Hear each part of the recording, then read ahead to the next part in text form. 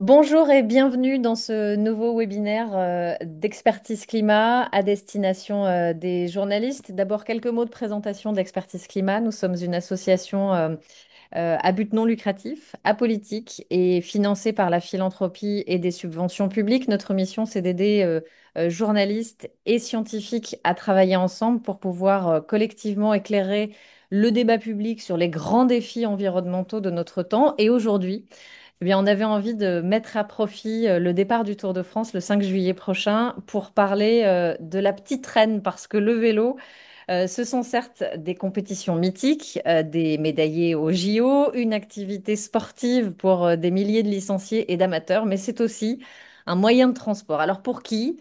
Quelle est la réalité de la pratique du vélo au quotidien aujourd'hui en France? A-t-elle été favorisée par le Covid, par le plan vélo, par les grèves? C'est ce que l'on va essayer de voir dans ce webinaire auquel participent deux chercheurs. Nathalie Hortard, directrice de recherche au laboratoire Aménagement, Économie, Transport, et Aurélien Bigot, chercheur sur la transition énergétique des transports.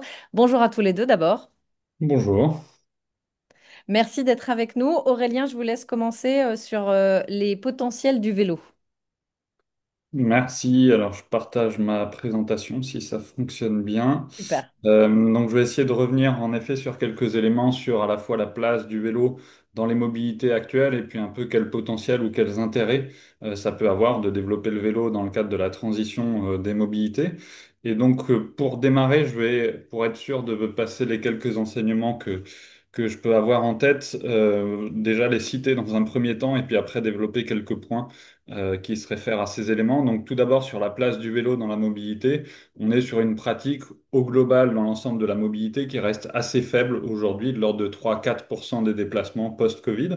Donc c'est un, je dis assez faible dans le sens où il y a à la fois un retard qui est important par rapport aux objectifs que se sont fixés les politiques publiques ces dernières années. Notamment, l'idée était d'avoir une part de 9% de l'ensemble des déplacements réalisés à vélo en 2024. Donc bien évidemment, on est en retard très fort actuellement sur cet objectif-là et aussi une pratique assez faible finalement par rapport au potentiel qu'on peut avoir de pratique du vélo. Notamment si on se compare aux Pays-Bas, on a un potentiel quasiment de multiplication par 10 de la pratique du vélo d'ici 2050, notamment si on s'inscrit dans un scénario particulièrement ambitieux de développement de la pratique du vélo. Si on regarde le potentiel d'un point de vue climatique notamment, je reviendrai sur quelques éléments si on regarde un petit peu le potentiel direct, quelle est la part finalement des trajets qui sont accessibles sur des distances cyclables. Ce qui est important de regarder sur le potentiel climatique, c'est qu'il y a beaucoup d'éléments qui peuvent être intéressants en interaction avec d'autres leviers de transition. Donc pas uniquement regarder est-ce que si on remplace les trajets actuels de 1 à 10 km par exemple en voiture, qu'est-ce que ça peut nous faire comme potentiel de baisse des émissions, mais il faut aussi combiner ce potentiel direct-là avec aussi la modération des distances, c'est-à-dire faire en sorte d'avoir davantage de trajets qui sont relativement courts, des modes de vie plus en proximité qui permettent d'avoir plus de trajets réalisés à vélo. Aussi d'aller chercher, grâce au vélo ou des véhicules proches du vélo, des trajets qui sont plus longs. Je parlerai rapidement de véhicules intermédiaires entre vélo et voiture après l'intervention de Nathalie Hortard. Aussi via l'intermodalité avec les transports en commun, c'est-à-dire que le vélo peut se combiner avec d'autres modes pour remplacer des plus longs trajets à vélo, qui sont des trajets, des plus longs trajets pardon, en voiture, qui sont des trajets qui sont plus émetteurs. Et puis aussi un intérêt du vélo pour démotoriser les ménages, par exemple des ménages qui passent de deux voitures à une seule voiture, voire même de une à zéro voiture, en sachant que à l'avenir, avec de plus en plus de véhicules électriques, c'est pour beaucoup la fabrication des véhicules qui devient le poste prépondérant en termes d'impact environnemental. Donc, réussir à limiter le nombre de voitures en circulation devient un objectif très important d'un point de vue environnemental. Et puis, je vous donnerai quelques éléments aussi sur le fait que le vélo a de forts co-bénéfices. Donc, je vais donner quelques éléments sur le potentiel d'un point de vue climat, mais finalement, ses intérêts sont beaucoup aussi sur d'autres enjeux, à la fois de sobriété en termes de consommation de ressources, de consommation d'espace, un mode peu polluant, silencieux, peu coûteux, assez résilient aussi de manière générale, et puis des gains pour la santé qui peuvent être très significatifs aussi dans des scénarios de développement important justement de la mobilité active, donc que ce soit le vélo ou également la marche. Si on regarde donc sur les pratiques de mobilité, la dernière enquête hein, assez précise qu'on a en France date de 2019. Donc ça, c'est quelques chiffres qui donnent la répartition de la part de chaque mode en nombre de trajets, en temps de transport ou en distance parcourue.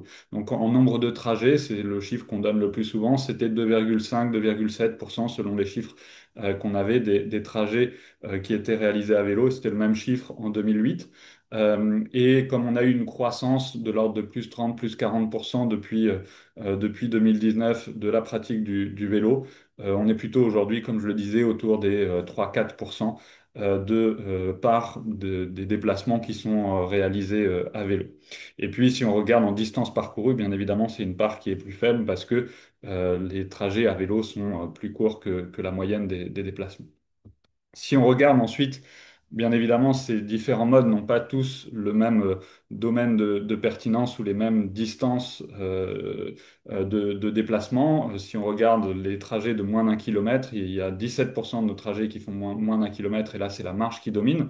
Le cœur un peu de potentiel du développement du vélo, la tranche 1 à 10 km, disons, si on est à la fois sur le vélo à assistance électrique, on a plus de la moitié des déplacements qui sont sur cette gamme de distance-là. Et on voit que la part du vélo qui est en bleu foncé sur la droite de ce camembert est relativement faible finalement, même sur son domaine de pertinence actuel. Mais cette part des distances de 1 à 10 km, finalement, ça va être une part un peu plus faible sur l'ensemble des temps de transport, ou encore plus sur l'ensemble des distances parcourues ou des émissions, parce que les trajets les plus courts, bien évidemment, représentent du coup une part plus faible de l'ensemble des distances. Donc c'est là qu'on peut regarder un petit peu le potentiel direct si on imaginait remplacer par exemple tous les trajets de 1 à 10 km qui sont aujourd'hui faits en voiture par des trajets réalisés à vélo. En termes d'émissions, ça représenterait de l'ordre de 15% de baisse d'émissions de la mobilité des voyageurs. Donc c'est quand même loin d'être négligeable, mais mon point tout à l'heure, en tout cas, c'est qu'il y a beaucoup d'interactions aussi à aller chercher avec d'autres leviers qui permettent, y compris d'aller chercher des trajets qui sont plus longs avec de l'intermodalité, avec des véhicules intermédiaires entre vélo et voiture, ou bien aussi combiner ça avec une réduction des distances ou encore la démotorisation des ménages. Si on regarde historiquement, en tout cas, on a eu aussi le contexte un peu global dans lequel ça s'inscrit, c'est qu'historiquement, on a eu une explosion des kilomètres parcourus, donc notamment la place de la voiture qui a été de plus en plus forte et qui a permis d'avoir finalement cet éloignement à la fois de un peu toutes les activités, à la fois pour accéder au travail, aux loisirs, au commerce, aux services, etc.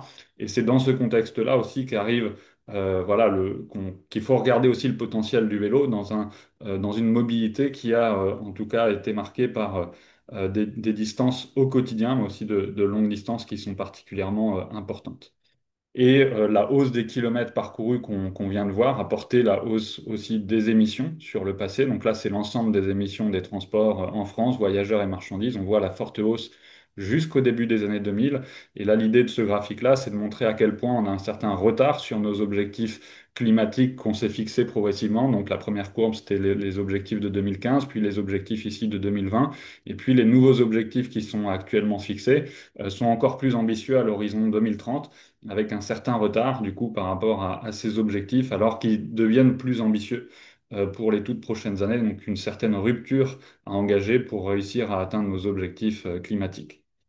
Et puis donc pour réussir à atteindre ces objectifs climatiques, on a cinq différents leviers cités par la stratégie nationale bas carbone française. Il y a la modération des distances parcourues, donc j'en ai un petit peu parlé, et ça c'est voilà, un point très important aussi pour le développement du vélo, donc à plus de proximité notamment dans les déplacements du quotidien. Le deuxième levier, c'est le report modal, et c'est notamment ici que s'inscrit le développement du vélo, donc de développer davantage les mobilités actives avec la marche, le vélo, aussi les transports collectifs en remplacement de la voiture en particulier, et puis aussi de l'avion pour les plus longues distances. Et puis, sans rentrer trop dans les détails, dans les autres leviers, il y a aussi l'amélioration du remplissage des véhicules, notamment le covoiturage, aussi la baisse de consommation d'énergie des véhicules, dans lesquels s'inscrivent les véhicules plus légers, dont je toucherai deux mots tout à l'heure, et puis des leviers un peu plus technologiques dans cette transition, notamment l'électrification des véhicules pour tout ce qui est mobilité des voyageurs.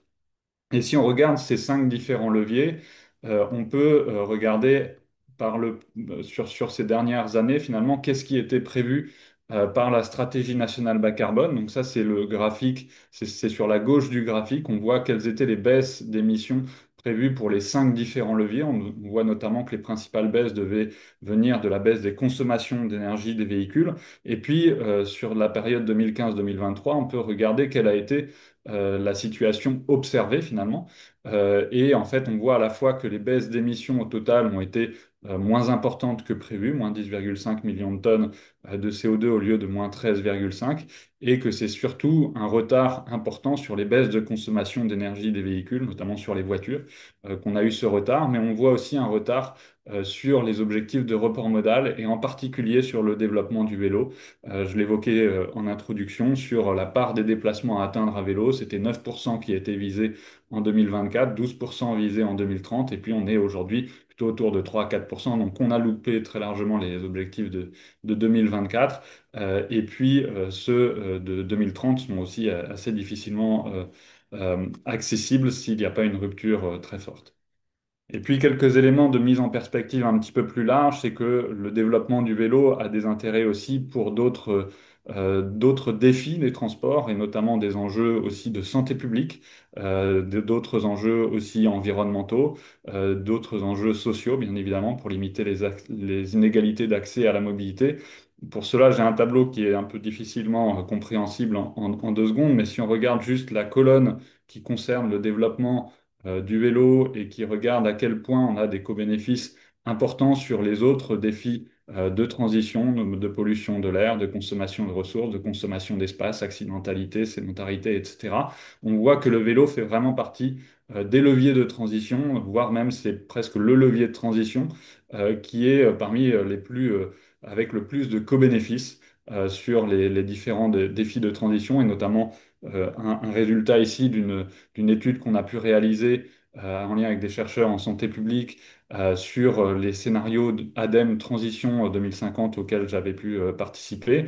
On montrait que dans les scénarios de plus fort développement des mobilités actives, notamment dans le scénario 2 de ce projet-là, on avait des gains d'espérance de vie qui approchaient 3 mois pour l'ensemble de la population dès 2035, 20 000 décès évités grâce à ce développement des mobilités actives. Donc, des intérêts très forts d'un point de vue santé publique, en tout cas, aussi à ce développement des mobilités actives de manière générale, et en particulier du vélo qui représentait la majeure partie du potentiel. Je laisse désormais la parole à Nathalie Hortard pour plus de précisions sur des évolutions des pratiques du vélo. Oui, donc effectivement, sur les pratiques en complément de la présentation d'Aurélien, juste quelques éléments d'abord pour rappeler comment est-ce qu'on devient un cycliste du quotidien. Il y a des éléments de socialisation, c'est-à-dire qu'il faut qu'il y ait des personnes autour de vous qui vous aient appris à faire du vélo. Ça paraît bête de le dire comme ça, mais c'est quand même la base. Donc, une acquisition de la maîtrise de la pratique enfant qui est un prérequis à la généralisation de la pratique. Un besoin d'espace où le ou la cycliste se sent en sécurité pour débuter. Une pratique qui est rarement continue aussi au fil de la vie et qui évolue en fonction des événements familiaux et des territoires d'accueil. Je reviendrai plus loin sur ces aspects. Une pratique également qui, en revanche, une fois qu'elle est installée, possède en général un caractère exclusif d'autres modes de transport. À travers ce devenir, donc pour devenir un cycliste du quotidien, on voit bien qu'il y a un rôle fort des infrastructures et des aides, donc un besoin d'avoir des territoires accueillants versus des territoires qui sont souvent perçus comme peu accueillants, c'est-à-dire accidentogènes, avec une pratique du coup qui reste très masculine et plutôt sportive. Je vais aussi revenir sur ce point-là. Les infrastructures cyclables qui doivent être pensées dans leur continuité et en prenant compte des dimensions sensibles, et ainsi qu'un rôle des aides à l'achat notamment qui ont un effet incitatif, en particulier sur les CSP+. Je reviendrai également sur ce point. Un élément qui a pu avoir un effet levier ces dernières années, ça a été les coronapistes, c'est-à-dire ces pistes temporaires qui ont été des pistes cyclables temporaires et bandes cyclables qui ont été installées pendant la période du premier confinement, puis qui se sont poursuivies souvent pendant encore quelques mois avec donc des effets différents selon les territoires. Alors, on voit bien là sur ces quatre villes des besoins de justement poursuivre des continuités sur le maillage, des besoins de sortie de vie pour une ville pour amener d'autres populations à se déplacer. Donc des pistes qui, lorsqu'elles ont été pensées en fonction du schéma de développement des pistes, ont assuré des continuités. Elles ont eu des effets, et ça c'est intéressant aussi, puisque ce sont des effets qu'on a pu mesurer. En effet, puisque les coronapistes ont participé au-delà même de la pratique à l'amélioration de l'image et de la place des cyclistes dans les places publiques, et ça a été un élément important. Elles ont contribué à rendre visible et à légitimer une pratique qui demeure encore marginale et marginalisée. Il y a eu des effets masse qui ont incité d'autres individus donc à se mettre à vélo. Et surtout, elles ont aussi changé des pratiques du quotidien à travers une incitation à se mettre au vélo, par exemple ce cas de Erwan, qui s'est mis au vélo grâce à cette incitation des coronapistes, a permis aussi un développement d'une pratique à l'ensemble de la famille, quand très souvent on hésite à sortir en famille dans les centres-villes, et ont eu aussi des incidences sur des choix du lieu d'emploi, comme par exemple pour cette Montpellier-Rennes, le fait que les nouveaux accès et ouvert la desserte l'ont incité donc à prendre un emploi qu'elle n'aurait pas pris autrement. Donc, on a vraiment eu une normalisation de la place des cyclistes dans la circulation et puis généralement dans l'espace public. Il demeure néanmoins des différences sociales, ce qu'on peut observer dans la pratique quotidienne du cyclisme. C'est une surreprésentation des hommes issus des CSP, des classes supérieures, classes sociales supérieures, qui peut s'expliquer notamment par une voiture qui reste associée au statut social pour une bonne partie de la population et en particulier pour les classes populaires. Une moindre socialisation également enfant dans les milieux populaires en raison d'environnements peu propices. Un moindre accès également à la pratique quotidienne des classes populaires pour des raisons matérielles, avec une moindre possibilité de garer un vélo de façon sécurisée dans les habitations collectives, une moindre qualité et présence des infrastructures cyclistes dans les quartiers et banlieues populaires, des lieux d'emploi faiblement accessibles en vélo et des pratiques d'emploi plus exigeantes physiquement. Cette, euh, cette moindre présence des pistes cyclables sur les milieux populaires, on le voit par exemple dans le cas de Lyon, où les coronapistes ont plutôt été à destination du centre et de l'ouest lyonnais, alors que les classes populaires sont plutôt situées à l'est. Les différences sont également genrées et elles restent genrées dans nombre de territoires. Et là, on est un petit peu sur un paradoxe du cyclisme, puisque très tôt, les femmes se sont emparées du cyclisme comme un moyen d'émancipation. Or, ce que l'on a pu observer dès le début de la pratique, c'est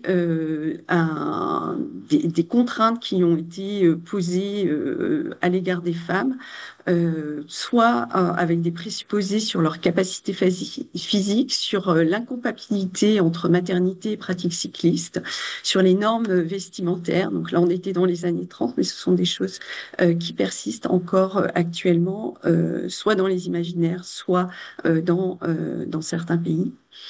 En France, la participation aussi, puisqu'on est à la veille du Tour de France, c'est bon de rappeler quelques chiffres. La participation des femmes aux compétitions cyclistes a été semée d'embûches. En 1914, on a 20% des sociétés cyclistes qui appellent des femmes et uniquement en tant que membres honoraires. 1925, les fédérations cyclistes alternatives qui organisent des championnats non reconnus pour les femmes. 1948, les femmes ont à nouveau le droit de concourir puisqu'il y avait eu un petit vide juridique à un moment donné. 1984, les femmes participent pour la première fois aux épreuves olympiques de cyclisme sur route, soit donc près d'un siècle après les hommes. Et en 2016, quand on regarde, 10% des adhérentes de la fédération cycliste, de la fédération française de cyclisme, pardon, sont des femmes, ce qui est encore un chiffre inférieur à celui, par exemple, de la boxe, où 30% des adhérentes en 2016 étaient des femmes. En 2013, ce que l'on peut voir, c'est que 61,5% des femmes ont un vélo de plus de 5 ans contre 53,4% des hommes. Je reviendrai sur cet aspect inégalitaire aussi d'un accès au vélo. Et puis, Aurélien a cité le chiffre de la part modale globale sur la France. Donc, moi, j'ai celle de 2019 où on avait 3% de panne modale. Et ce qui est important de retenir, c'est que les hommes se déplacent 2,7 fois plus que les femmes à vélo. Quand on regarde sur le territoire, ce dont on se rend compte, c'est des inégalités de genre. Donc là, plus c'est sombre sur cette carte, plus la pratique est égalitaire sur le territoire, c'est-à-dire plus les femmes et les hommes sont à peu près à égalité. Et ce que l'on remarque, c'est que les territoires où il y a peu d'aménagements cyclables, donc là ce sont des agglomérations, les territoires où il y a peu d'aménagements cyclables, la pratique féminine reste extrêmement faible par rapport à celle des hommes. C'est une donnée aussi qu'on peut confirmer à travers cette étude qui avait été réalisée en 2013 sur l'usage des infrastructures cyclables ou des non-infrastructures à Portland en Oregon. Ce qui est intéressant de voir sur ce graphe, c'est que la différence est d'autant plus importante qu'il n'existe pas d'environnement sécurisé, donc de pistes cyclables séparées. Et que l'accompagnement des parents aussi est fortement genré, puisque les hommes auront plus tendance à accompagner leurs fils que leurs filles dans la pratique cyclable. Ces pratiques genrées, ce qui est aussi intéressant de retenir, donc j'avais indiqué, c'est la question du nombre de vélos qui est différent entre les femmes et les hommes. Donc là, ce sont des données issues de la thèse de Margot Abord de Châtillon. Et ce qui est aussi intéressant, c'est qu'on voit aussi des différences en termes de type de vélo utilisé entre les femmes et les hommes ayant un plus grand pourcentage de chances de posséder un VTT, alors que les femmes possèdent majoritairement des vélos dits de ville et les hommes possèdent majoritairement également des vélos de route plus d'autres types de vélos. Euh, ce qui est aussi intéressant de voir, c'est que cette différence se traduit aussi dans une moindre accès à la pratique de la réparation cycliste, qui est aussi un des éléments pour devenir autonome dans l'usage du vélo. Donc, ce sont toujours des données issues de la thèse de Margot à bord de Châtillon où on voit que 80%, 83% des femmes, entre 50% et 55% des hommes ont recours à l'aide de quelqu'un pour la réparation. C'est une situation de, de dépendance qui est renforcée par les structures familiales. Et donc ça, c'est aussi un élément important puisque la pratique féminine, encourager les femmes à devenir pratiquantes, c'est aussi les encourager sur l'ensemble de la pratique et pas simplement sur monter à vélo. Donc, quand on regarde ces différences d'origine de, de, de genre, on voit que il y a une moindre pratique féminine enfant, notamment une pratique en club sportive, mais pas que. Les accompagnements avec les parents sont moins fréquents pour les petites filles que pour les petits garçons. Un moindre accès aussi à des vélos spécialisés dès l'enfance. Puis par la suite, ce qui se traduit aussi quand on regarde les types de vélos vendus qui sont étiquetés féminins et les types de vélos étiquetés unisexe, mais en général plutôt masculins. On constate également un retrait de la pratique lors de l'adolescence, qui est un frein important par la suite pour la reprise, une moindre socialisation à la réparation et une moindre possession de vélo une fois adulte, ainsi qu'une plus grande exposition, variation due au cycle de vie, notamment lors de l'arrivée des enfants, ainsi qu'une plus grande variabilité de la pratique en fonction de la matérialité, qui est liée à la qualité du vélo utilisé, puisque leurs vélos sont souvent moins bien entretenus, et à la qualité des infrastructures. Donc des freins d'ensemble. Ce qu'on peut dire donc sur la stagnation actuelle, c'est qu'à la fois elle est liée à la classe sociale, mais aussi au genre des personnes. Je vais recéder la parole à Aurélien pour y arriver au partage pour la suite de cette présentation. Donc, je vais donner quelques éclairages supplémentaires sur les différents types de territoires sur lesquels le vélo peut se développer. Et c'est vrai que le vélo a surtout repris sa croissance depuis quelques années dans les plus grandes villes, dans le centre des villes, mais il a aussi sa pertinence, y compris dans des zones moins denses, dans des zones rurales. Et donc, je vais illustrer ça notamment dans un premier temps de manière très théorique avec un graphique que je vais progressivement animer. Donc, il y a sur un axe vertical qui regarde quelle est la distance des différents déplacements. Et puis un axe horizontal qui regarde à quel point les flux de déplacement sont plus ou moins forts. Donc ils vont être particulièrement forts à l'intérieur des plus grandes villes, là où la pratique du vélo a repris assez fortement. Et puis les flux de déplacement sont plus limités dans les zones rurales, là où les flux sont moins importants. Et puis donc sur les distances, ça va de 1 à 1000 km. Et aujourd'hui, quand on regarde les pratiques de mobilité actuelles, l'avion est dominant au-delà des 1000 km à parcourir. La marche sous les 1 km, elle est principalement développée, davantage développée dans les zones les plus denses. Le vélo n'est pas vraiment dominant sur un segment de mobilité, mais c'est au-delà des kilométrages de la marche qu'il a son principal domaine de pertinence. Et puis, quand on est sur des distances un peu plus intermédiaires entre, disons, la marche et l'avion, les transports en commun sont assez développés, finalement, surtout au sein des plus grandes villes et entre les plus grandes villes, notamment pour les transports ferroviaires, puis quand il y a une moindre densité des flux de déplacement, plutôt pour les transports en commun routiers. Et puis un peu tout le reste jusqu'à maintenant, c'est la voiture qui prédomine, et bien souvent la voiture individuelle avec une seule personne à l'intérieur du véhicule.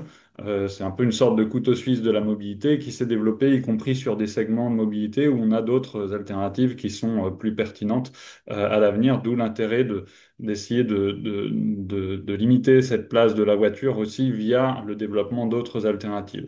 Et donc, quand on regarde les domaines de pertinence prioritaire de différents modes de transport, on a la marche qui peut être développée davantage par rapport à aujourd'hui. Et puis, comme je le disais, quand les distances deviennent trop importantes pour la marche, à ce moment-là, c'est le domaine de pertinence prioritaire du vélo qui a un très fort potentiel de développement, comme je l'ai évoqué, de l'ordre d'une multiplication quasiment par 10 si on rejoignait un niveau de pratique similaire aux Pays-Bas. D'autant plus qu'on n'a pas que le vélo classique, mais aussi le vélo assistance électrique, le vélo cargo, d'autres types de véhicules qui se diversifient de plus en plus et qui permettent d'étendre aussi ce domaine de pertinence de la pratique du vélo. Et puis ensuite, quand les distances deviennent trop importantes, c'est là qu'on a le domaine de pertinence, voilà, à la fois des transports en commun quand les flux de déplacement sont suffisants, sinon d'être sur la voiture, mais idéalement la voiture partagée. Et puis si les flux ne sont pas suffisants, y compris pour le covoiturage, eh bien, c'est là qu'on peut avoir une pertinence à développer aussi des véhicules qui sont un peu plus intermédiaires entre le vélo et la voiture, qui pour certains d'entre eux peuvent ressembler par certains aspects au vélo, d'autres qui partent un petit peu plus de la voiture et essaient d'aller vers des véhicules plus légers. Donc ça, c'est aussi une interaction importante avec le vélo. Je mettrai quelques images juste après. Et puis sur les autres, aussi d'autres pratiques complémentaires, notamment sur la longue distance, de développer l'autopartage ou aussi de développer, comme je l'évoquais, le vélo, notamment le vélo en intermodalité avec les transports en commun, que ce soit aussi avec des vélos spéciaux tels que les vélos pliants ou via l'intermodalité en gare, en particulier le stationnement vélo en gare. C'est ça qui peut être plus facilement massifié quand on voit par exemple dans les pays les plus cyclables, c'est essentiellement par ce biais que l'intermodalité vélo, transport en commun est la plus développée. Il peut y avoir aussi de l'emport de vélo dans les trains, mais c'est plutôt pour des usages plus ponctuels. Et pour permettre aussi, voilà, sur la plus longue distance, de limiter la part de la voiture ou encore de l'avion. Et comme je l'évoquais, donc parmi ces domaines, parmi ces véhicules qu'on peut développer, notamment pour développer la pratique du vélo dans les zones moins denses où bien souvent les distances sont plus importantes, où ça peut être pertinent aussi pour s'insérer un petit peu mieux dans la circulation, d'avoir des vitesses qui sont un peu plus élevées, là où la prédominance voilà, de la voiture est aujourd'hui très forte, eh bien on peut avoir un intérêt à regarder justement quels sont les intermédiaires qui existent entre le vélo et la voiture. Parmi les plus proches du vélo, on peut déjà considérer des vélos assistance électrique comme des sortes de véhicules intermédiaires, mais aussi les vélos cargo, les vélos ça peut être aussi les speed pedelecs. Là, ce sont des sortes de vélos à assistance électrique, mais qui ont une assistance qui va jusqu'à 45 km/h. Donc, légalement, ce ne sont plus des vélos, mais d'un point de vue d'efficacité énergétique, environnementale, ils en sont très proches et permettent d'aller un petit peu plus vite, donc un petit peu plus loin aussi. Et puis, on a un certain nombre de véhicules, notamment ceux en haut à droite sur l'image. Alors, il y a vraiment une diversité de plus en plus grande hein, de ce type de véhicules-là, mais qui vont être cette fois-ci des véhicules protégés, des véhicules carénés, donc notamment des vélos mobiles. Alors les vélos mobiles, c'est des véhicules à propulsion humaine les plus rapides, qui sont très aérodynamiques, mais qui en termes d'usage de mobilité peuvent être assez compliqués via leur position très basse. Donc en termes de visibilité, de sécurité, de confort, ça peut être assez limité. Mais par contre, les versions un peu plus hautes de type vélo-voiture se développent de plus en plus actuellement. Notamment dans le cadre d'un projet qui s'appelle l'Extrême Défi, qui a été lancé par l'ADEME et qui vise à développer un certain nombre de ces véhicules-là, qui se rapprochent en tout cas du vélo par certains aspects, par leur légèreté. Alors, il reste bien plus lourd qu'un vélo, mais aussi et surtout presque par le fait qu'il y a un pédalage qui va être présent à l'intérieur des véhicules, donc un pédalage qui va être assisté à 25 ou 45 km/h selon les versions. Et puis, vis-à-vis de la voiture, en tout cas, ce sont des véhicules qui sont beaucoup plus sobres, donc aussi potentiellement moins coûteux. Donc ça peut répondre aussi à un certain nombre de problématiques sociales. Et donc si jamais, voilà, en tant que média, vous voulez aussi creuser un petit peu plus ce sujet des véhicules intermédiaires, j'évoquais l'extrême défi qui a été lancé par l'ADEME. C'est un projet dans lequel, en tout cas, il y a énormément de partenaires différents. Il y a de plus en plus d'expérimentation aussi dans les territoires. C'est la carte de gauche qui montre tous les territoires d'expérimentation qu'il peut y avoir actuellement et qui ont vocation à se multiplier, à passer à plus grande échelle aussi en termes d'expérimentation, puis après aussi d'un point de vue de la production des véhicules, de passer à une échelle industrielle, mais en tout cas, vous pourrez cliquer sur les différents liens de la présentation qui sera disponible si vous voulez regarder quels sont les partenaires à la fois des collectivités territoriales, des constructeurs, des laboratoires de recherche, des associations, etc., qui sont impliqués dans ce type de projet-là et qui tentent de réinventer aussi finalement cette mobilité dans les zones rurales avec des véhicules qui sont plus sobres. Et puis un dernier élément sur cette mobilité en zone rurale, si jamais on veut assurer la sécurité justement de ce type de véhicule plus sobre dans ces zones, il faut aussi potentiellement repenser la hiérarchie entre les différentes infrastructures routières qu'on peut avoir sur notre territoire. Tout à l'heure, j'évoquais différents modes de transport plus ou moins pertinents selon l'ampleur des flux, la densité de flux de déplacement. Eh bien, on peut avoir un peu la même réflexion finalement avec nos infrastructures routières, suivant que les flux sont plus ou moins importants sur certaines routes et à quel point certains villages, par exemple, où le lien entre différents villages peut être assuré par différentes routes, hein, on a un réseau de plus un million de kilomètres de routes en France, eh bien, on peut, plutôt que d'avoir que des routes qui ont un peu les mêmes règles de circulation et les mêmes types de véhicules sur toutes ces routes, et notamment les routes départementales, les routes communales, eh bien, ça peut être de hiérarchiser de nouveau ce réseau-là, avec une partie de la voirie qui pourrait être réservée que pour les vélos, ou bien pour tous les véhicules, mais avec une vitesse de circulation qui permet davantage la cohabitation, y compris avec des véhicules plus sobres, ou y compris avec le vélo, la marche, etc. Ou bien voilà, de voir sinon si certaines routes, c'est essentiellement les vélos et certains types de véhicules intermédiaires qui pourraient être acceptés. Et donc ça, c'est une réflexion qui se fait, qui est de plus en plus forte, hein. Alors notamment ce graphique vient de la Fédération des usagers de la bicyclette qui travaille de plus en plus aussi sur la pratique du vélo en milieu rural, mais il y a aussi des départements, je peux citer notamment celui de la Manche, qui fait des expérimentations actuellement pour réserver une partie de sa voirie directement, soit, comme je le disais, directement pour les mobilités actives, pour la marche, le vélo, pour sécuriser ces déplacements-là. Notamment, ça peut être très pertinent aussi, par exemple, pour des liens vers les collèges, pour permettre aux plus jeunes de s'habituer, de se mettre à la pratique des mobilités actives, pour les habituer, voilà, aussi à des pratiques de mobilité qui sont plus vertueuses, et y compris dans ces territoires qui sont peu denses, qu'on imagine bien souvent pas forcément adaptés pour le vélo, et qui pourtant ont aussi tout à fait du potentiel sur ces pratiques-là, parce qu'ils ont malgré tout beaucoup de trajets qui sont dans des distances qui peuvent être tout à fait cyclables.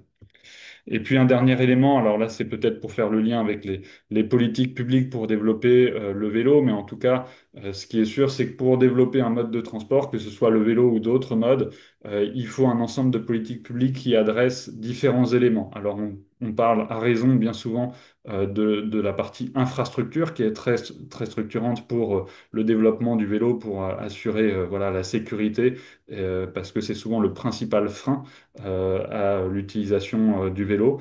Mais il y a aussi beaucoup d'autres éléments de pouvoir jouer aussi sur l'accès aux véhicules, tout simplement, dans le sens où, comme j'évoquais, on a à la fois un vélo, ça peut être coûteux, mais tous les vélos spéciaux qui peuvent étendre son domaine de pertinence aujourd'hui, que ce soit les vélos cargo, les vélos pliants, les vélos assistance électrique, etc., peuvent être assez chers, inaccessibles pour une grande partie de la population. D'où le besoin soit de systèmes d'aide à l'achat, de systèmes de location, mais aussi de services qui vont être associés à ça, de services de réparation notamment, de vélo-école aussi pour pouvoir développer, c'est ce qui est en haut à gauche finalement, les aptitudes des usagers pour des personnes qui n'ont pas appris à faire le vélo. Il y a aussi beaucoup d'adultes qui sont dans cette situation-là, ou bien qui savent faire du vélo mais ne savent pas forcément s'intégrer dans une circulation dense et fortement automobile aussi, avec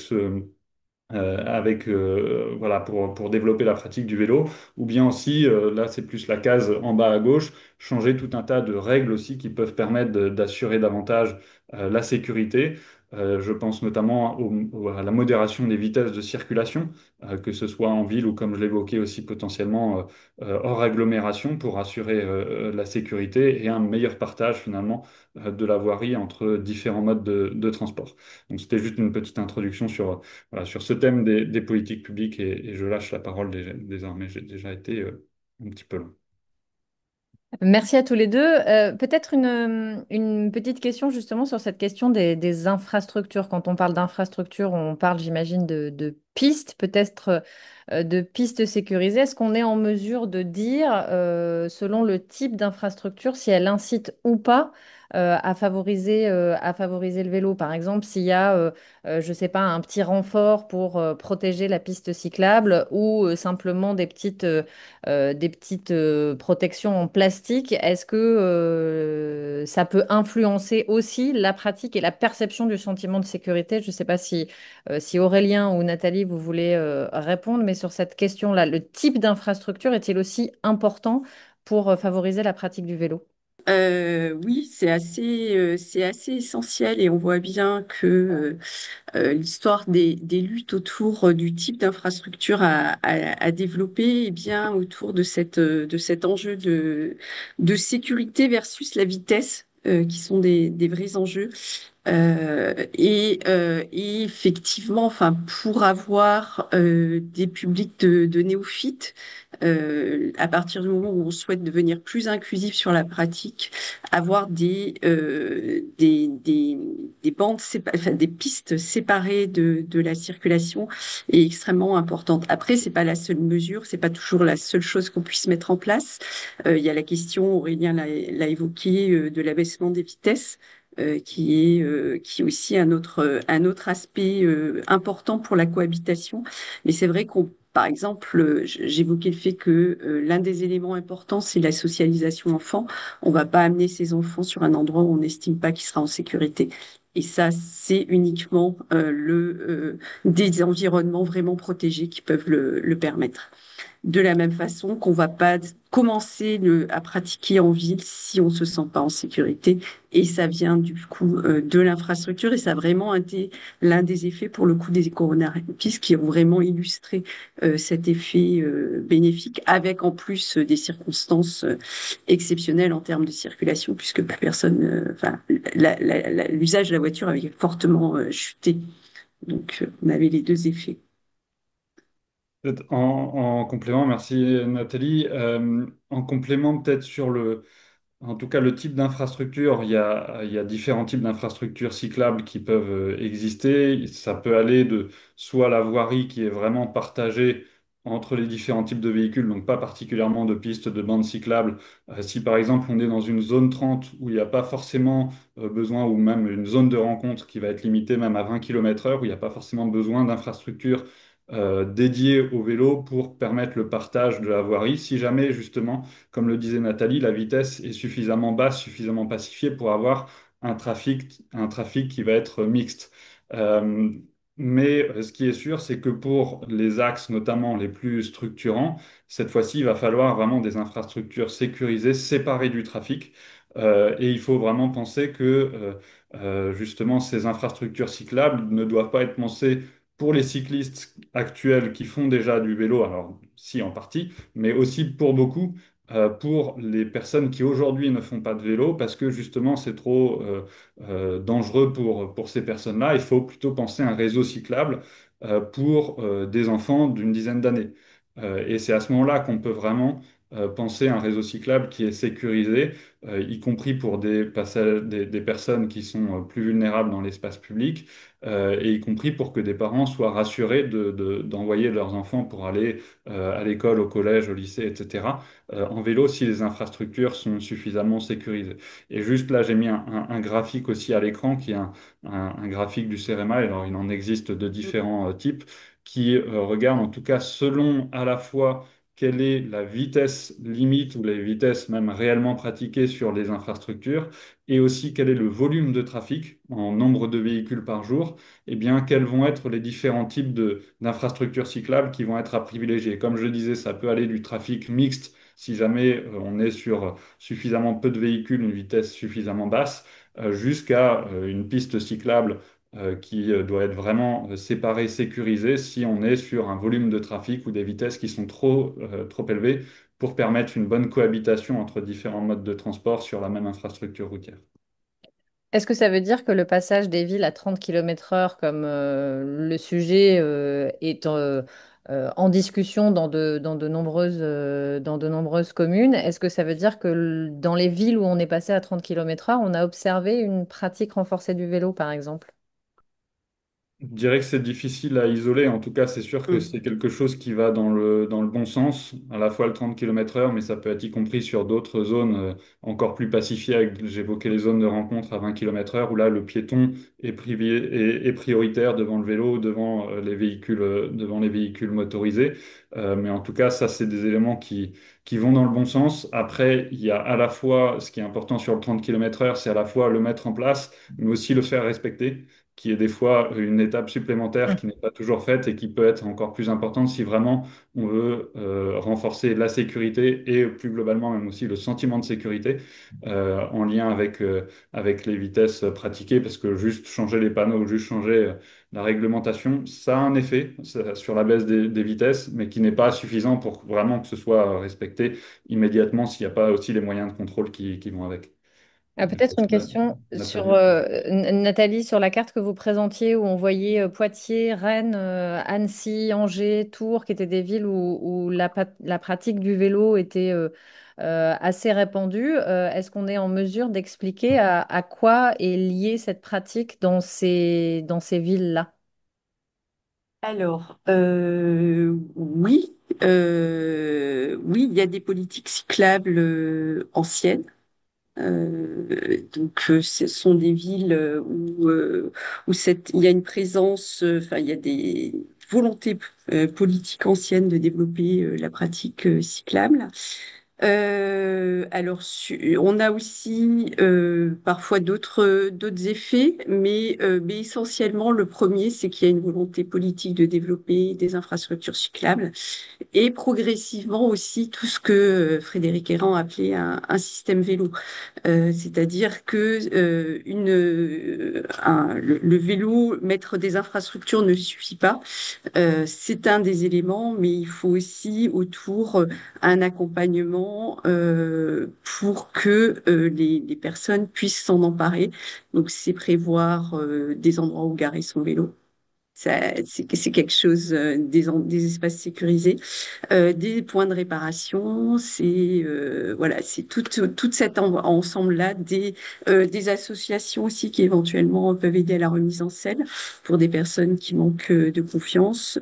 Et puis normaliser la pratique le plus possible. Et on voit bien qu'en général, ce sont des endroits où les politiques eux-mêmes sont très engagés aussi sur le vélo et attachés à montrer que eux aussi pratiquent et que ce n'est donc pas une pratique qui est hors norme. Une dernière question peut-être Aurélien sur les effets du plan vélo qui avait été annoncé en 2018 par Elisabeth Borne. Est-ce que ce plan vélo a contribué au développement du vélo ces dernières années? Oui, alors par plusieurs aspects, je pense que déjà l'aspect de prise en main par les politiques publiques nationales aussi du sujet vélo, ça a été un marqueur assez fort. Il n'y avait pas forcément de plan vélo au niveau national ou pas particulièrement ambitieux. Et le signal politique qu'il y a eu, alors de mémoire, à partir de 2018, et en effet, Elisabeth Borne, quand elle était ministre des Transports, ça envoyait des signaux qui ont pu légitimer aussi le vélo et les politiques cyclables aussi des collectivités qui se sont lancées dedans. Donc il y a eu à la fois cette légitimation, les moyens financiers qui ont pu être aussi ajoutés, qui ont pu permettre notamment de plus en plus avec des ciblages pour les politiques cyclables ou pour les infrastructures, plutôt dans les territoires moyennement et peu denses. Donc ça me paraît aussi très important et c'est là aussi que c'est particulièrement dommageable de réduire ces financements du plan vélo ces derniers mois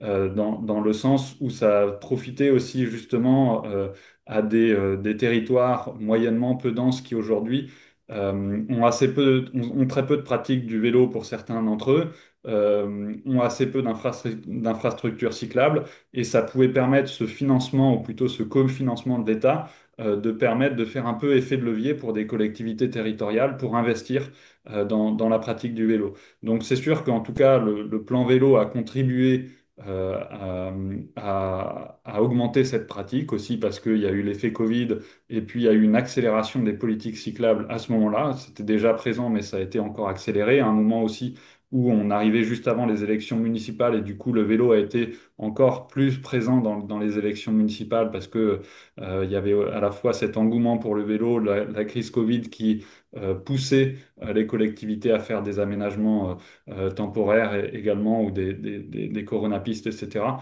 Donc c'est sûr que l'impulsion de l'État, en tout cas, est importante à la fois pour le signal politique que ça donne, mais aussi pour faire effet de levier dans les financements. Et on voit que c'est un peu le nerf de la guerre actuellement sur les transports de manière générale, mais aussi pour les mobilités actives, en particulier pour le vélo. Pour réussir à développer la pratique, il est sûr que, il va falloir accélérer sur les infrastructures, comme on l'avait dit, notamment. Il n'y a pas que les infrastructures, mais c'est quand même un élément très, très important. Et pour ça, il y a besoin de davantage de financement par rapport à ce qui a finalement été maintenu. Il y a 50 millions d'euros par an là, du plan vélo qui ont été maintenus, mais c'est bien en dessous de ce qui pouvait y avoir et puis des besoins qui peut y avoir aussi plus globalement. Faudra suivre aussi les programmes C2E, les certificats d'économie d'énergie. Il y en a certains d'entre eux qui peuvent aider un peu à financer des politiques cyclables. Il y avait le programme à vélo notamment. Donc il y a aussi d'autres éléments pour financer certaines politiques cyclables, mais en tout cas, ils sont aujourd'hui insuffisants par rapport, comme on l'a dit aussi, aux objectifs qui étaient fixés sur lesquels on avait beaucoup de retard. Et c'est à la fois une politique environnementale, mais pas que, aussi une politique sociale ou encore de santé publique. Merci beaucoup à tous les deux. Merci d'avoir participé. Juste si je pouvais juste rajouter par rapport à ce qu'évoquait Aurélien rapidement, c'est qu'en dépit aussi, enfin en dépit du fait que il y a ces baisses de politique, la pratique se développe quand même, même en territoire rural, et y compris sur du quotidien, et c'est ce que montre Anaïs Degache. Donc c'est vrai qu'il y a un vrai besoin aussi de développer parce que de toute façon la pratique se développe pour toutes sortes de raisons, dont des raisons aussi économiques de démotorisation non volontaire. Merci beaucoup, Nathalie. Merci également, Aurélien, d'avoir participé à ce webinaire d'expertise climat.